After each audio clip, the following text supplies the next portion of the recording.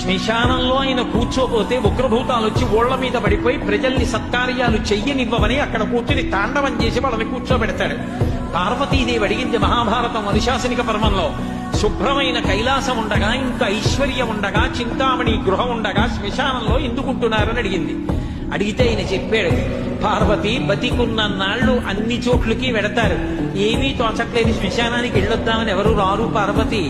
నేనంతవాణ్ణంటాడు, పొడుగ్గా ఉన్నానంటాడు, తెల్లగా ఉన్నానంటాడు, పండితుడంటాడు, పద్యాలు నాకు నోటికొచ్చంటాడు, ఉపన్యాసం చెప్పగలనంటాడు, నాకు పాటలొచ్చంటాడు, నేను నాట్యం చేస్తానంటాడు, నేను అధికారినంటాడు, నా దగ్గర డబ్బు ఉందంటాడు, నేను పాట పాడగలనంటాడు. ఇన్ని ఉన్నాయనుకున్న వాడిలోంచి ఊపిరి బయటికి వెళ్ళిపోయిన తరువాత వాడిని తీసుకెళ్లి 4 కొత్త కర్రల మీద పడుకోబెట్టి చాప చుట్టి తాడు కట్టి పైన నూలుబట్ట కప్పి తీసుకొచ్చి అన్నీ తీసేసి కర్రల మీద పడుకోబెట్టి కాల్చేస్తుంటే జీవుడు లేచి నిలబడి పుర్రె పగిలిపోయిన తరువాత కన్న కొడుకు కూడా స్నానం చేసి వెళ్ళిపోతుంటే చీకటి పడిపోయాక,